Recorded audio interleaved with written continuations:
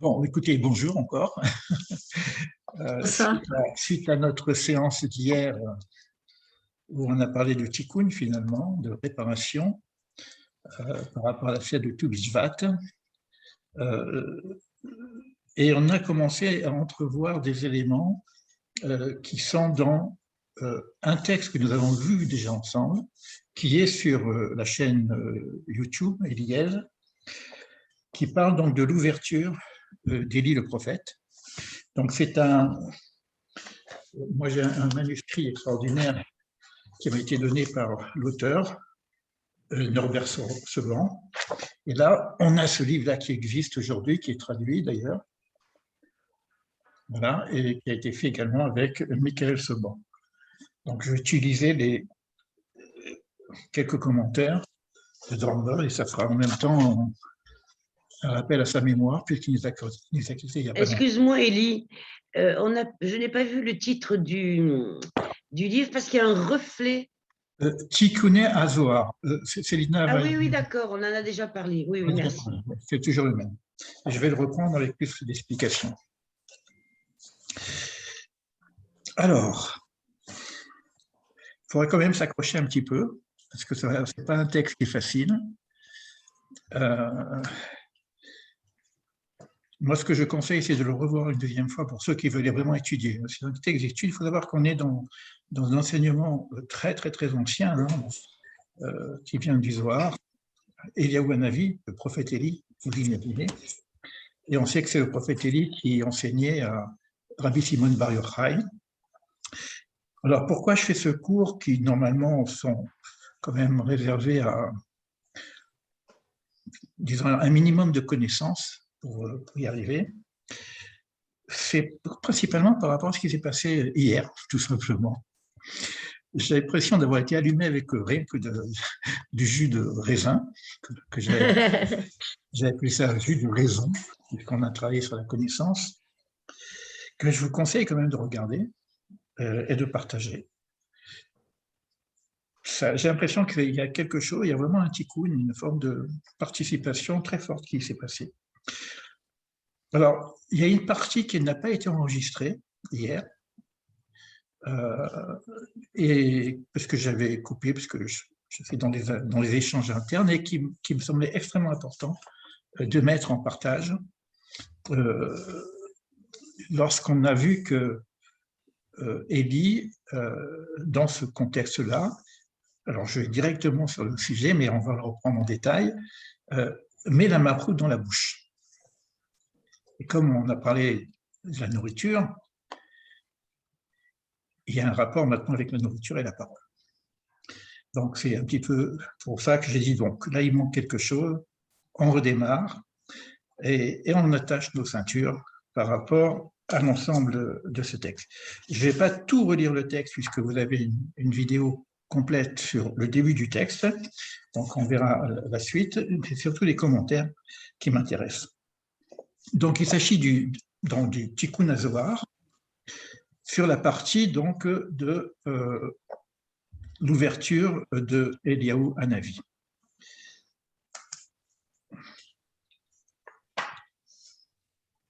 Alors, au départ, Élie ouvre le texte et parle au maître du monde et va redéfinir un petit peu l'arbre de vie, chose que nous avons déjà vue. Tu es un et selon la catégorie, et non selon la catégorie des nombres, ça ne veut pas dire tu es un en tant que un au niveau du nombre. Donc la notion de l'unité, on a compris que c'est quelque chose d'extrêmement difficile à connaître. Tu es supérieur à tous les supérieurs, plus caché que tous les cachés, nulle pensée ne peut te percevoir d'aucune façon. C'est marrant parce que ça répond à la question que m'avait posée Geneviève. Je t'ai envoyé le petit mot d'ailleurs.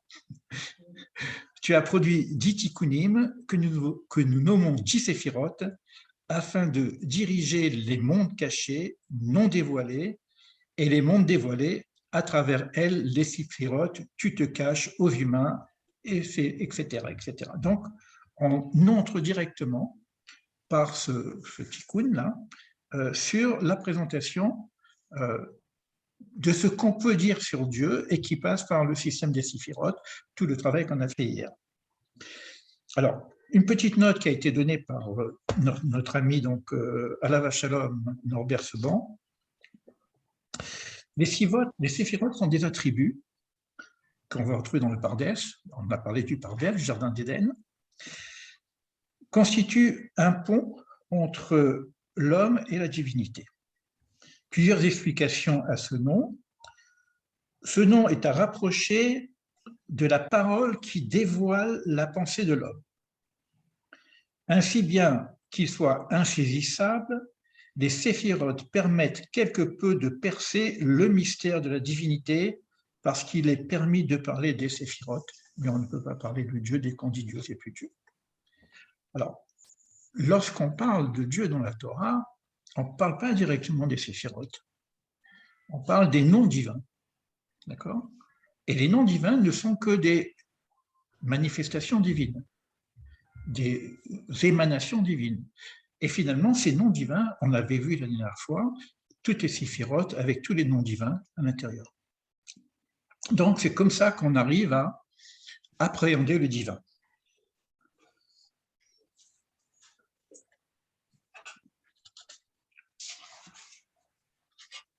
Les séphirotes possèdent un ordre. On a vu hier, tout ce qu'on a fait au niveau du rituel était en rapport avec l'ordre de l'équilibre de la balance, droite-gauche, masculin-féminin, amour, justice. Et là, il reprend donc cette même idée. Un axe long, un second court, un troisième médian. Long, c'est le chesed, c'est l'amour, c'est l'ouverture. Court, c'est la limite, la restriction, c'est la discipline. Et le médian, c'est Tiferet, c'est qui est au milieu. Alors, j'essaie de dire des choses qui soient accessibles.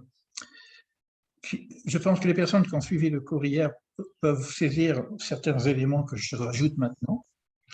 Et pourquoi je les rajoute ici, hein. On parle de 10 séphirotes, et vous avez vu qu'hier, on n'a travaillé que sur 7 séphirotes, qu'on appelle le petit visage. Parce que les séphirotes supérieures, d'ailleurs, il n'y a pas de nom. Vous savez que les séphirotes, à part des noms que porte chaque séphira, sont représentés par des personnages. Chesed par Abraham, Gévoura par Yitzhak, Jacob dans Tiferet, Moïse dans Netzach, Aaron dans Hod, Joseph dans Yesod, et puis David dans Malchut. Mais sur les 3 supérieurs, on n'a pas de explication. C'est-à-dire le travail, le tikkun, le travail que nous pouvons faire, et d'ailleurs on va retrouver ça après Pessah quand on calcule l'Omer, on calcule 7 fois 7 jours, et on est toujours dans les 7. C'est-à-dire le travail principalement humain, c'est à travers les 7 séphirotes inférieures.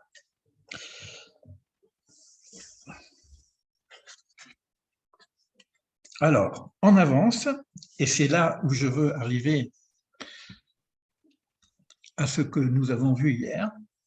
Là, il reprend ici l'organisation des séphirotes à l'image d'Adam Kadmon. Adam Kadmon n'est pas un homme, hein, c'est le principe, c'est le disons, on va dire, c'est le modèle. Et on a vu, et on voyait un petit peu hier aussi, que chaque séphira peut être représentatif au niveau du corps humain, mais ça ne veut pas dire que Adam Kadmon, c'est un corps humain, mais c'est une façon de dire qu'au niveau de l'influx divin, il va y avoir des fonctions dans le devenir de l'homme et dans l'agir de l'homme. Donc on avait vu que, je redis un peu ce qui est dit ici, que Chesed, c'est la main droite, en tout cas c'est l'action du don. Gévoura, c'est à gauche, c'est l'action du recevoir ou de mettre des limites, c'est la discipline. Tiferet, c'était au cœur. Et après, on avait les 2 jambes, Netzach à droite et Hod à gauche, l'alliance Yesod au milieu, et normalement, Malchut, c'est logiquement dans les pieds. Et là, on a quelque chose d'assez particulier, et c'était sur ça qu'on s'était arrêté hier. La Malchut royale est dans la bouche. Elle s'appelle Torah orale. Alors, la question, elle se pose. On aurait pu attendre que ça se passe au pied, d'accord? Et j'ai trouvé ça hier extraordinaire par rapport au travail qu'on a fait. On a fait un travail de tikkun, quelque part, dans cette fête de Bishvat, où on a mangé 7 fruits, donc 2 céréales et 5 fruits, par rapport à l'ensemble des séphirotes. Alors, je vous rappelle, puisque ceux qui n'étaient pas là et qui voient cette vidéo, bon, et qui n'ont pas vu l'autre, qu'on a commencé par le blé, que le blé est dans Chesed, on a pris l'orge qui est dans Gévoura, après on a pris du raisin qui est dans Tiferet, on a pris la figue qui est dans Netzach, on a pris la grenade qui est dans Hod, l'olive qui est dans Yesod, et la date qui est dans Malchut. Alors, toutes les explications sont dans les 2 vidéos précédentes. Alors, ce qui est extraordinaire, c'est qu'on a fait un travail d'intégration un petit peu de tout cet influx divin à travers le rituel, mais de mettre la malchoute, c'est-à-dire qui est la réalisation, la finalité de tout le processus, dans la bouche. Il faut essayer de comprendre. Il faut savoir que Eliyahu Navi, donc, c'est un des plus grands prophètes. On dit qu'il n'a pas quitté ce monde normalement, parce qu'il est monté dans le char directement, donc il n'y a pratiquement pas de mort, et on dit aussi qu'il est l'enseignant des très grands sages, etc., qui vient de temps en temps enseigner. On a vu aussi la dernière fois que le Ramchal avait un Maguide, et il disait que son Maguide, c'était justement Eliyahu Navi. C'est pour ça qu'il a pu révéler des choses que personne ne connaît. Alors, la prophétie, c'est aussi la parole. Et finalement, ce qu'on peut comprendre à travers tout le travail qu'on peut faire sur les attitudes, les attributs, la construction de soi, etc., que la finalité, comment je peux voir, entendre qu'un travail se fait, c'est par rapport à ce qui va être dit. Je ne peux pas avoir un accès à la pensée de l'être humain. Par contre, je peux avoir un accès à ce qu'il dit. Et on a tout un livre qui est énorme, parce qu'on sait que la parole, c'est la parole créatrice, hein, et que nous sommes créés à l'image, justement, du divin. Donc, on a certains attributs qui ont cette capacité dans la parole. Et c'est intéressant de dire que c'est la malchoute en même temps. Alors, ce qu'on avait vu hier, c'est comme si les lumières qui descendaient remontent jusqu'ici, puisqu'on avait parlé du date, la connaissance, jusqu'à la capacité d'expression, une parole épurée, une parole de sainteté. Et pour ça, il faut faire attention à ce qu'on met à l'intérieur de nous. Alors évidemment, on a travaillé sur la nourriture. Ce que je mange a un rapport aussi avec ma construction physiologique. Mais on a vu qu'hier, qu'on ne mangeait pas simplement que la matière, que les vitamines, qu'on mangeait également l'essence divine qu'il y a dans toute chose, et notamment dans les fruits et les céréales, etc. Donc, quand je mange, soit je mange en conscience, que je mange un fruit divin quelque part, et de ce fait-là, j'ai un rapport avec la nourriture de sacré. Et c'est parce que j'ai ce rapport sacré que je peux éventuellement prétendre avoir un jour ou l'autre à une parole sacrée.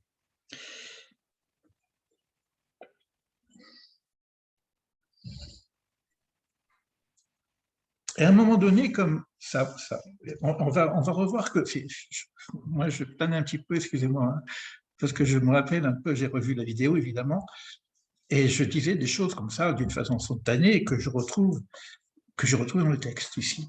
Et vous allez voir qu'on avait parlé de, puisqu'on a descendu les lumières et que les lumières remontent, on a cette lumière de retour dont on va parler aujourd'hui, et on va essayer de comprendre quelque chose. Alors maintenant, une fois qu'on a compris ça, alors la bouche, elle va être aussi en rapport, évidemment, avec tout le corps,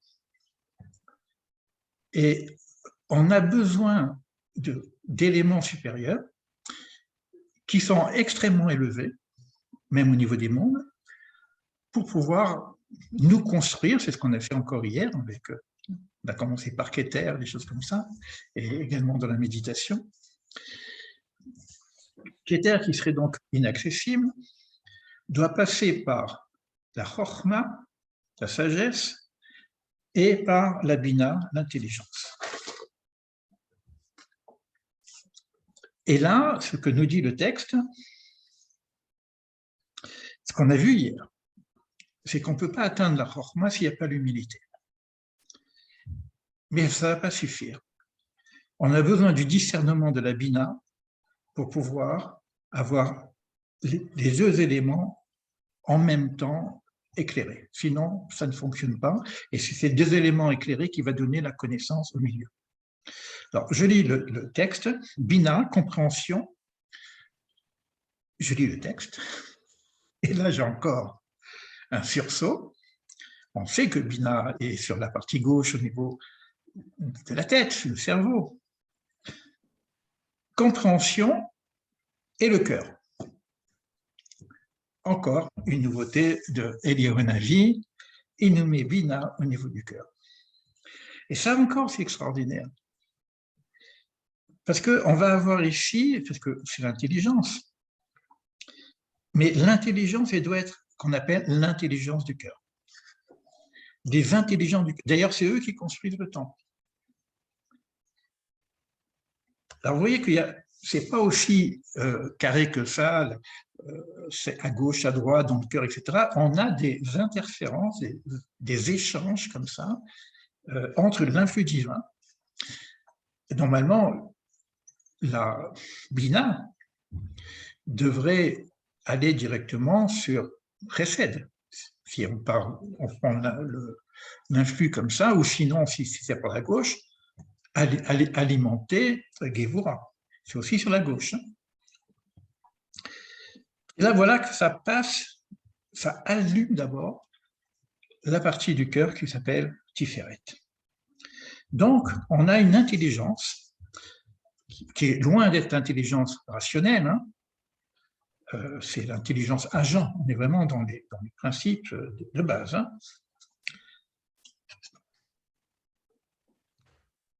Pourquoi on a besoin de cette intelligence? Parce qu'on va construire maintenant, c'est un peu une construction du temple intérieur, dans la mesure où on va le construire avec la structure des mondes et la structure des noms. Et ce qui est intéressant, c'est que quand je lis le texte, ça ressemble tellement à ce qu'on a dit hier que l'homme est comme un arbre inversé, puisqu'il va recevoir l'influx, et que l'arbre va recevoir la sève du bas vers le haut, et l'homme va recevoir un influx divin du haut vers le bas. On a parlé de ces choses-là. Et vous voyez que ici, le texte lui-même, à l'intérieur se trouve le tétragramme au cœur, le Kevavke, et lorsqu'on le déploie, il y a un nom spécifique qui va apparaître, qu'on appelle le nom de valeur 45, Ma, et il dit qu'il nourrit ses branches tout comme l'eau abreuve un arbre. On est dans le même rapport d'hier.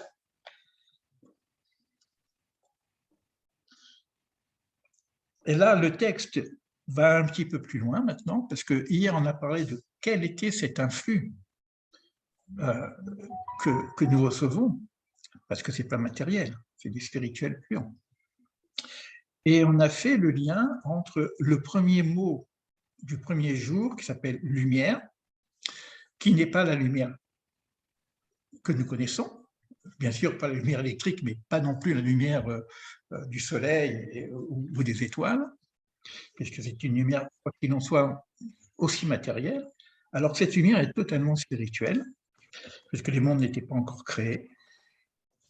Donc on a un rapport avec cet influx et la notion de lumière. Et là, il nous amène, notre ami donc, Norbert Seban, à la Shalom, un texte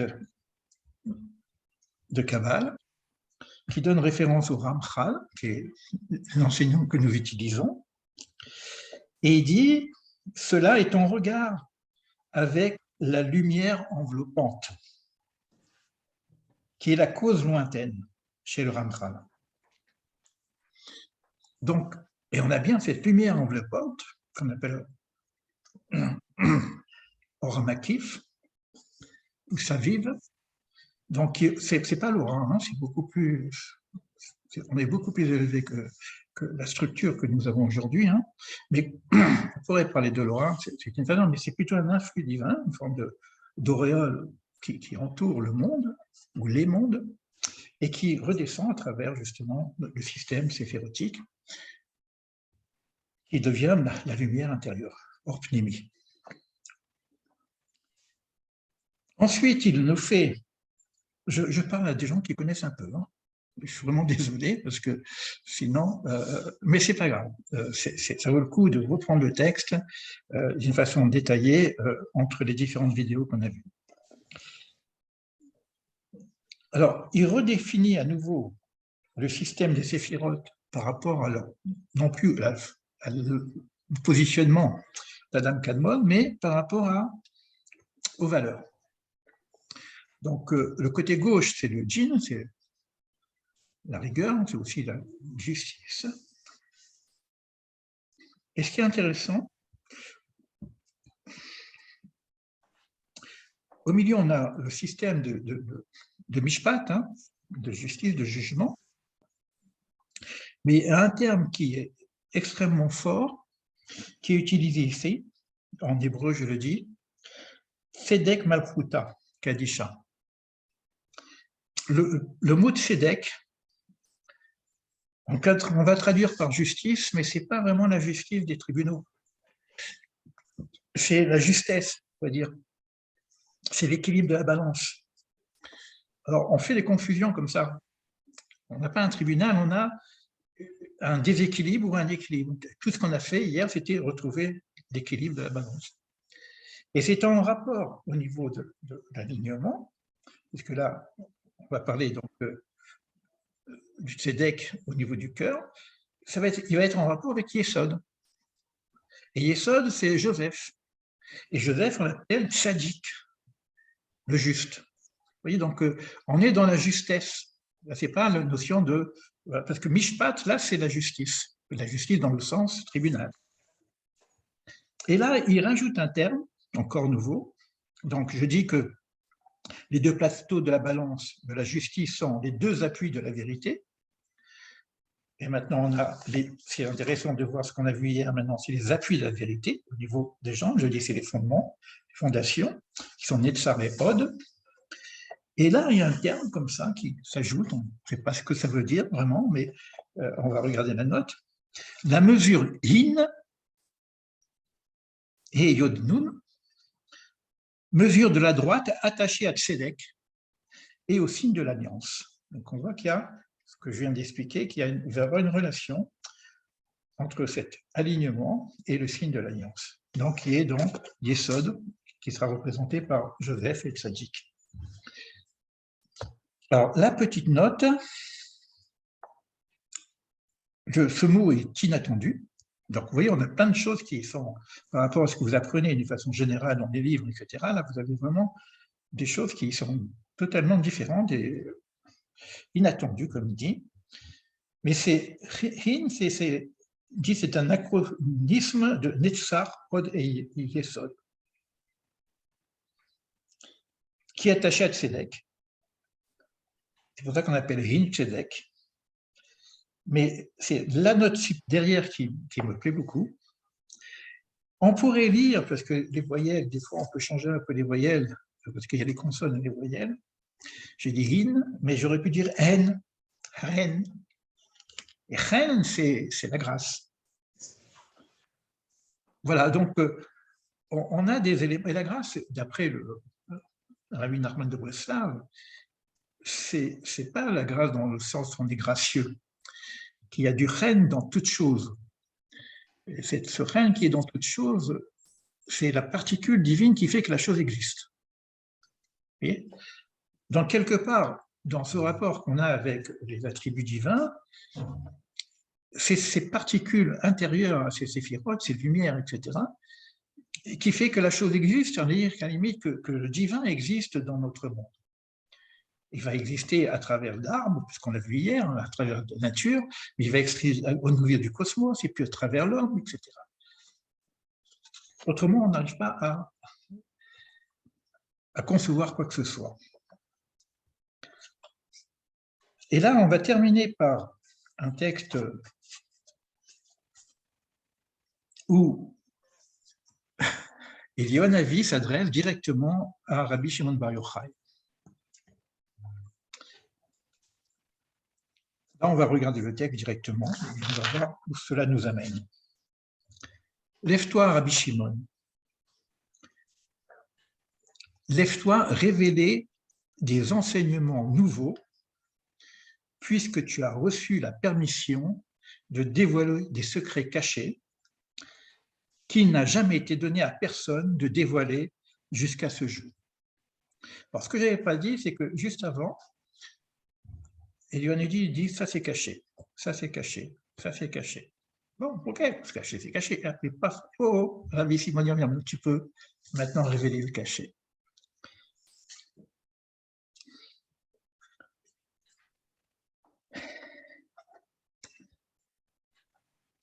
Je continue.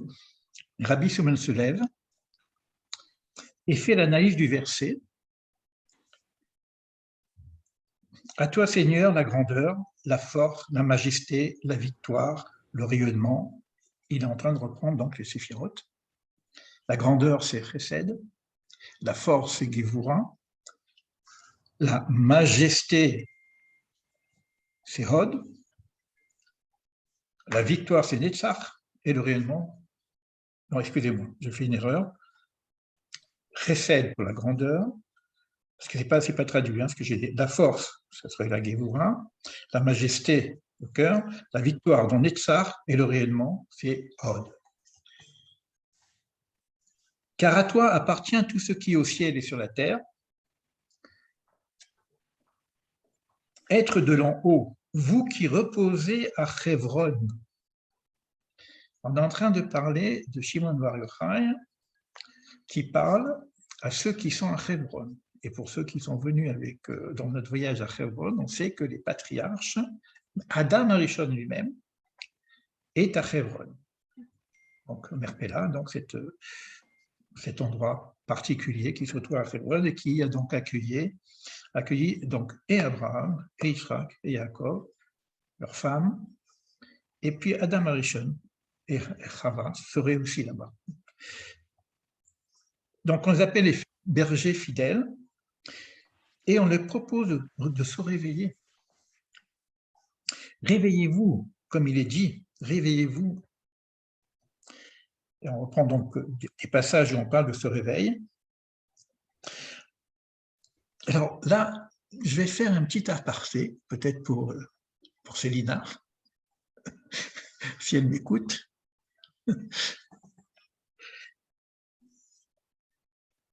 On parle d'abord de ces gens qui sont poussières, parce qu'ils sont tout et grand et rien en même temps. Alors, j'ai regardé aussi en hébreu, parce que j'ai dit, attends, c'est un truc, parce que je faisais une distinction entre l'éveil et le réveil.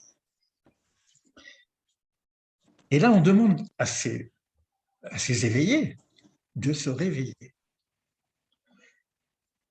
Ce sont les justes qui sont du côté de celles dont il est dit, et qu'est-ce qu'on dit souvent chez les éveillés? C'est ceux qui arrivent à travailler sur eux-mêmes, à un certain niveau, l'advaïta, etc., qui arrivent à, quand ils parlent d'eux-mêmes, il n'y a plus personne, ils disent « je suis ». On dit « je suis », c'est tout, pas de complément. Je ne suis pas quelque chose, je suis. C'est donc l'être qui est l'être. Grâce à l'être qui fait être. Et là, on a cité, il dit « Ani ». Ces gens qui sont arrivés à dire « Ani ». Et je vous ai déjà montré que le mot Ani, si je l'inverse, c'est Rein, c'est rien. Ces gens qui sont arrivés à ce niveau de spiritualité extraordinaire qui sont Ani, c'est parce qu'ils ont touché cette humilité, cette, disons, rétraction de leur moi au point de dire rien. Donc, parce que je suis rien, je peux dire je suis. Et ce qui est intéressant ici, bon, ça c'est vraiment le niveau d'éveil, hein, c'est ce qu'on parle dans l'éveil, et là on est vraiment dans le réveil. Réveillez-vous et chantez. Toi, berger fidèle et patriarche, réveillez-vous et chantez pour réveiller la Shekhinah endormie en exil. Alors là, il y a toute l'histoire de la présence divine qui accompagne les enfants d'Israël dans leur exil. Et là, on nous dit, bon, c'est fini, allez, on se réveille, on sort de l'exil. Parce que tout le monde est endormi dans le jardin d'Éden, etc., et ils attendent le réveil. Et là, la Shrina, donc ça s'appelle la présence divine, frappe 3 coups à l'adresse du berger fidèle. Le berger fidèle, c'est Moïse. Et lui demande de se lever. Allez, toi aussi, c'est l'assemblée des patriarches. Car c'est à ce propos qu'il est dit, la voix de mon amant, là il reprend maintenant le Shir HaShirim, la voix de mon amant frappe de ces 4 lettres, les 4 lettres du lettre divin, disant, ouvre-moi ma sœur, ma compagne, ma colombe, ma parfaite. En effet, la faute de fille de Sion est rédimée et il ne te fera pas retourner en exil. Je ne sais pas à quelle période Rabbi Shimon il parle de ça. Ça veut dire que c'est terminé. On est maintenant dans l'ère messianique et il n'y aura pas de nouvel exil. Donc il va y avoir un processus messianique. Alors comme c'est très loin, on n'est pas encore, on est loin quand même. De quoi il parle? Et c'est vrai que dans la Torah, on dit qu'il y a que le monde est organisé autour de 6000 années. Il y a, je ne sais plus exactement les termes exacts, en tout cas, les 2 premières années, c'est tout va beau. Après, il y a la construction du temple qui se fait. Et il y a 2000 années, les 2 dernières 1000 années, c'est ce qu'on appelle normalement la sortie d'exil. C'est le temps messianique. C'est-à-dire que le temps messianique a commencé bien avant. Alors nous, on a aussi des éléments, comment dire, géopolitiques, qui viennent nous dire que bon, il y a tellement de choses qui se passent aujourd'hui qu'on peut croire que on est à côté, quoi, on n'est pas loin. Mais ça, Rabbi Shimon il y avait déjà eu le début de cet éveil, de ce réveil de l'exil. Et Rabbi Shimon explique donc le verset. Oui, ma tête est pleine de rosée. Alors, il faut savoir que quand des textes comme ça parlent, il y a tout le côté, disons, caché, kabbalistique, qui n'est pas vraiment exprimé, parce que la rosée, bon, il va le dire quand même, mais il faut rentrer vraiment dans le détail pour comprendre. La rosée, c'est dit tal, et la valeur de tal, c'est 39. Et il y a un nom que nous connaissons, à 4 voyelles, Yodke Vavke, et quand je regarde les 3 lettres Yud et Vav déployées, hein, parce que par exemple, le Yud, c'est un Yud, un Vav et un Dalet, pour dire Yud, le He, c'est le He avec un Aleph, et le Vav, c'est Vav, Aleph, Vav. Et j'arrive à 39. Il manque le He. Et le He, c'est justement cette Shekhinah. Alors, ce qui est extraordinaire, c'est que quand on a parlé de Bina, du cœur et de la malchoute, dans la bouche, etc., tout le travail des kabbalistes est de faire revenir ce He, la Shuvah. On a parlé de ça aussi, la Teshuvah. Faire revenir le He, faire remonter le He, pour retrouver l'alliance entre les 2 He. Alors, ça veut dire que cette chose-là aurait été faite déjà, en tout cas en potentiel, depuis cette depuis la visite de Rabbi Shimon Bar Yochai. Alors, il dit que ce hé ne rentrait pas dans le compte des 39, elle remplit la shrina depuis la source de toutes les sources supérieures. De suite, le berger fidèle se lève ainsi que les patriarches. Et là, nous sommes ce qu'on appelle la fin du secret de l'unification. C'est en rapport avec, évidemment, ce qu'on vient de dire, la réunion des deux haies. C'est en rapport avec l'équilibre, la Dame Kadmon qui est réalisée, la Malchut qui est réalisée. C'est en rapport avec le nom qu'on avait eu tout à l'heure de 45. Tout ça fait partie du travail qu'on a à faire au niveau de notre alignement avec l'unité. Et il ramène donc un verset des psaumes. Le secret du tétragramme appartient à ceux qui le craignent. Au premier verset de Bereshit, de la manière suivante.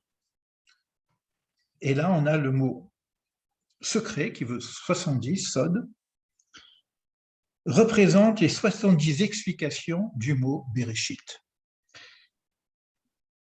Ce secret, c'est donc ces livres-là. Ce livre-là, mais qui est encore, il n'y a que quelques trucs.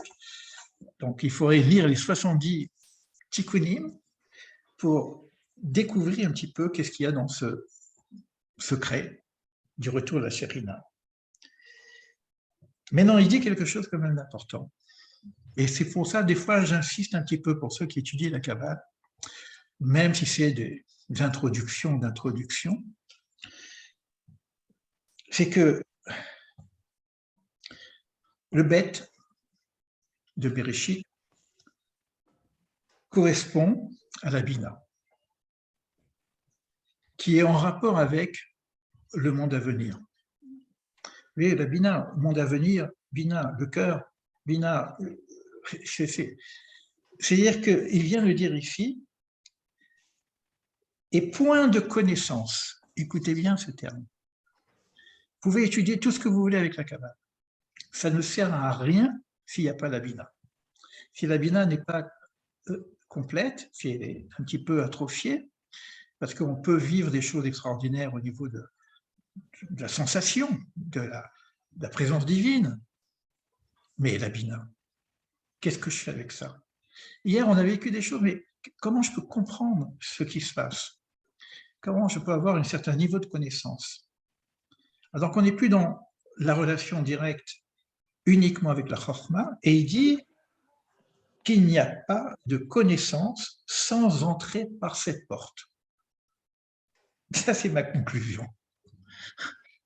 Il n'y a pas de connaissance, puisque la connaissance est Bina, la connaissance est le rapport entre Chokhmah et Bina, pas de connaissance sans passer par cette porte. Alors, cette porte, maintenant, j'ai fini pour le texte. Si on comprend bien ce qu'on a vu ici, que la Chokhmah a besoin de la Bina, le masculin a besoin du féminin pour enfanter. Parce qu'après, le corps, on appelle ça les enfants d'ailleurs. La Bina, c'est l'intelligence, c'est le discernement. D'accord? C'est-à-dire que quand j'ai des expériences comme ça mystiques, si je ne vais pas passer par la porte de l'intelligence et du discernement, ça reste vaporeux. Première chose. Maintenant, on a vu que la Bina, c'est le cœur. L'intelligence du cœur. Et le cœur, c'est quoi? On a vu le mot de Tzedek, l'harmonique, l'équilibre entre l'amour, mais s'il n'y avait que l'amour, ça ne fonctionnerait pas. Pareil que pour la Chokhmah. Il faut et l'amour et les limites. Trop d'amour, ça peut créer des choses pas très jolies. D'ailleurs, je crois que c'est dans la mystique, on dit que l'inceste, c'est un excès d'amour, par exemple. Donc, on a la même chose pour que l'équilibre au niveau du cœur se fasse, c'est l'équilibre de la balance entre chesed et gevura, entre l'amour, la générosité, et la mise en place d'une certaine discipline pour pouvoir que l'on... Et on a vu que ça descend après, en bas aussi encore, jusqu'à Yesod, qui est le tzaddik. Et hier, on avait vu que c'était avec l'olive, rappelez-vous? Quel rapport pour les gens qui écoutent pour la première fois, c'est quoi cette histoire? Bon, hier, on a mangé l'olive qui était dans Yesod, et on a vu que l'olive, elle est aigre quand elle sort de l'arbre. Il faut la mettre dans la saumure, ou alors il faut l'écraser pour faire de l'huile. Donc il y a tout un travail, parce qu'on est dans des zones un peu délicates, où on peut soit tomber dans l'amertume, soit tomber dans l'équilibre des choses. Et celui qui a réussi le processus complet, c'est Joseph, qu'on appelle le Mashiach ben Joseph, Messie, fils de Joseph, parce qu'il arrive à harmoniser l'ensemble de tous ces principes que nous avons faits, jusqu'à Malkout, qui remonte dans... je ne sais pas montrer le texte, c'est dommage. C'est les lumières qui remontent, et qui fait que cette réalisation peut s'exprimer par la bouche ensuite. Et donc, j'ai le sentiment comme ça qu'on touche, je ne connais pas, on n'a pas encore d'école de prophètes, hein, ne vous inquiétez pas, mais c'est là, on touche cette idée-là quand même. On l'avait vu hier, et quand je dis il n'y a pas d'école de prophètes, c'est pas certain. Il y en a certainement, mais elles ne sont pas encore ouvertes. Mais en tout cas, on voit bien qu'aujourd'hui, on est en train d'attendre la prophétie, quelque part. On a la sagesse, le Ruach HaKodesh, l'esprit de sainteté, comme on traduit, qui est un niveau extrêmement important parce que c'est les gens qui savent lire le texte et puis en sortir quelque chose de précis, de concret.